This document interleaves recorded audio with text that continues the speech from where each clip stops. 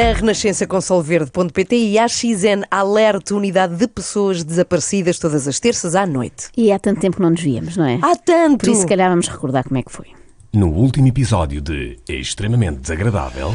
Fiz uma pequenina pesquisa através da minha colaboradora Patrícia, quem era o David, e ela disse-me: avance, que é gente boa, é gente que sabe o que está a fazer, é gente credenciada. Oh, Patrícia, não se faz uma coisa destas. A Patrícia dizia assim: desculpe, doutor, mas não tive tempo de pesquisar. Mais valia dizer a verdade do que enfiar o doutor numa coisa destas. Parece-me que não nos resta outra solução que não a de pôr o lugar à disposição, Patrícia, porque isto foi muito grave. Aliás, eu pensando nisso, tomei a liberdade de publicar um anúncio nos classificados do Correio da Manhã. Assistente MF, masculino feminino. Procura, sim. Clínica de Medicina Alternativa, procura colaboradora atenta e com bons conhecimentos na área do YouTube português. E-mail, quero ser a nova Patrícia, gmail.com. Nós, se calhar, fomos um bocadinho injustas com a Patrícia, porque o problema pode não ser dela. É que o Dr. Pinto Coelho tem tendência para elogiar imenso toda e qualquer pessoa que o convide para uma entrevista, seja a homeopata Lisa Joanes. Faça um voto. É que Deus lhe dê saúde para poder continuar com o excelente trabalho que tem vindo a desenvolver no terreno e a entrevistar as pessoas certas.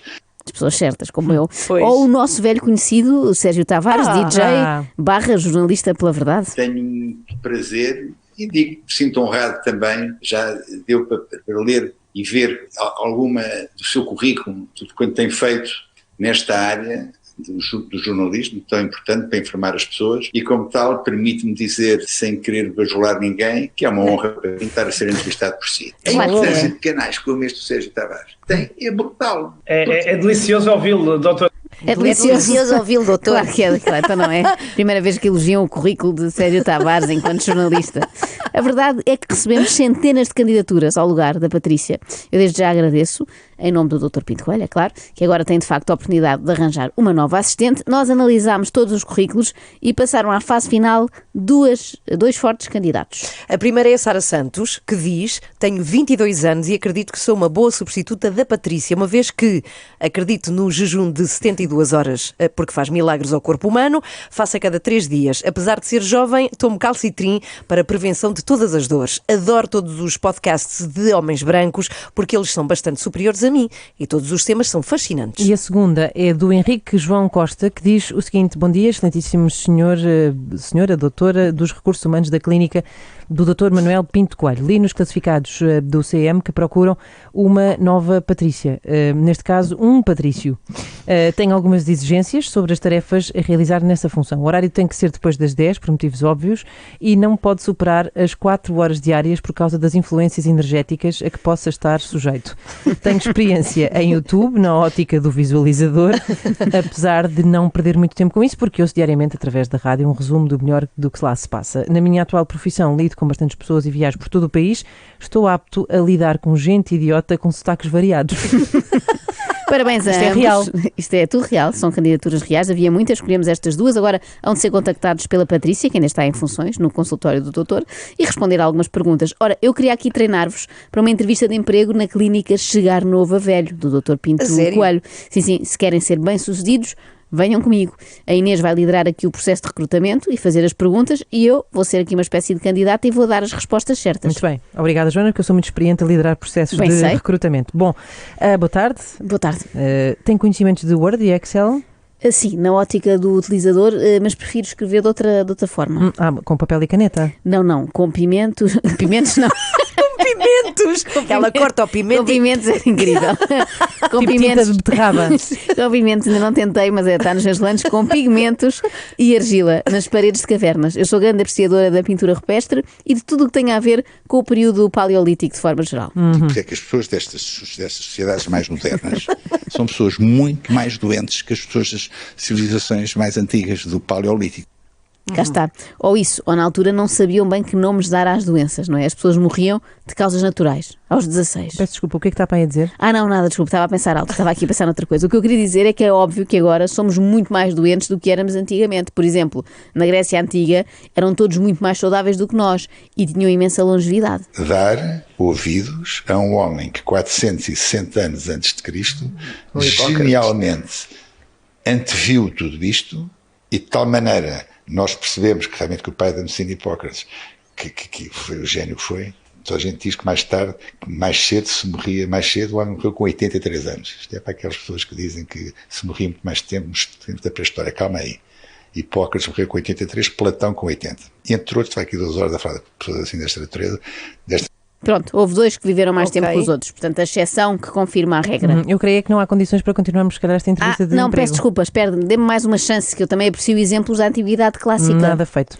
É pena, porque eu podia contar, por exemplo, aquela história do Heráclito, que a certa altura resolveu viver no mato alimentando-se apenas de ervas e estranhamente ficou doente, acabando por morrer enterrado, desculpem esta imagem, esta hora, mas enterrado em estrume de vaca, cujo calor ele pensava que curaria a doença. Estranhamente. E não curou. Também não funcionou. E digo estranhamente porque, à partida, tudo o que é biológico é bom, por oposição a tudo aquilo que não vem da natureza. Eu disse isso numa entrevista que dei ao Expresso que me causou um dissabor profundo, com uma investida da Ordem dos Médicos. Mas pronto, digo e repito as vezes que tiver que dizer. Porquê? Porque sei que é verdade. Tivemos proteção solar, que foi uma indústria trilionária que surgiu à custa desta ideia de que o sol faz mal. Sei se repara que antes, quando as pessoas faziam uma vida ao ar livre e comiam óleo de fígado, de bacalhau, que os pais lhe obrigavam a meter aquela mexela pela boca abaixo, havia muito menos gente doente.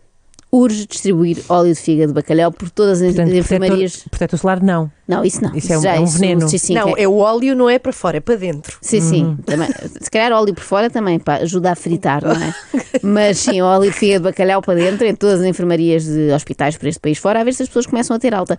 Claro que isso não basta, não é? É preciso também que cada enfermaria tenha, lá está, o seu solário. Porquê? Porque tinham o sol metido pela boca. O óleo de fígado de bacalhau era vitamina D. Com mais a vitamina A, que apanhava um bocado de sol, ficavam logo com o ar todo bronzeado, todo saudável. E vida ao ar livre, ninguém não viu os podcasts e os iPods para estar em casa a mexer nos iPads. Vocês têm uma vida ao ar livre. Sei do Ele faz final. A dieta do Dr. Pinto Coelho é à base das suas próprias palavras, não é? Ele mastiga Vai as suas... comendo, não havia cá. É óleo de fígado de bacalhau e palavras. Não havia cá podcasts e Mas repara, não havia podcasts como este em que agora o Dr. Pinto Coelho está a falar, não é? De facto, pensando bem, vivia-se melhor. Pelo menos as pessoas não tinham de ouvir coisas como esta. Havia muito menos doenças. Olha, Pedro, havia muito menos autismos. Havia muito menos síndromes de déficit de atenção. Havia muito menos situações que estão agora a surgir, fruto do causamento das pessoas, e muito menor exposição aos raios solares e muito menos consumo de vitamina D. Eu já sabia que as vacinas podiam causar autismo. Atenção, pessoas, é mentira. Só agora fica a saber também que estar em casa a ouvir podcasts também pode causar autismo. É também mentira na mesma. Agora, acho que da mesma maneira que há embaixadores da Prozis, o Dr. Manuel Pinto Coelho, por esta altura, já devia ser embaixador do óleo de fígado de bacalhau. Nós usávamos o código Pinto Coelho 10 e tínhamos 10% de desconto. Lembra-se como é que era de antes? Não se lembra sempre nova. Mas os pais obrigavam praticamente os filhos, mesmo contra a vontade deles, a comer óleo de fígado de bacalhau, que era coisa horrorosa. Eu lembro farda. dessas cápsulas. E agora veja lá quantas pessoas, não era cápsulas, era xarope. Isto era uma maravilha se houvessem cápsulas. Eu ainda cheguei a tomar um xarope, era um espetáculo se houvessem cápsulas. Não, mas xaropada que sabia pessimamente, odiava aquela história, mas o que é óleo de fígado de bacalhau? É vitamina A e D. Porque é que havia muito menos gente com aquilo? Eu digo isto, mas os meus colegas não podem ficar zangados comigo por eu dizer isto. Também sou rapaz novo, é normal que os rapazes novos gostem de brincar, e portanto é normal que eu gosto de brincar também. Quase que apetece dizer que se continuassem a beber óleo de fígado de bacalhau, ninguém ficava doente, as pessoas acabavam por ter que se organizar de outra maneira. Claro. Pois claro. Eu nem sei como é que os médicos antes Quem tinham disse, pois, pacientes. claro? Fui eu. Foste tu, pensava que era do podcast. Não. Eu gostei que tu reagiste como se fosse, foi muito bom. Eu nem sei ótimo. como é que os médicos antes tinham pacientes, não é? Ninguém adoecia. Eu digo-vos mais, a pandemia nem sequer tinha acontecido se todos tivéssemos a vitamina D em dia. E como é que tu sabes isso? Disse-me o Dr. Pinto Coelho. Eu não tenho um doente, eu vou repetir, eu não tenho um doente com uma vitamina D bem razoável, na casa dos entre os 80 e os 100, para não dizer os 120, que me diga que teve Covid e que sofreu com o Covid.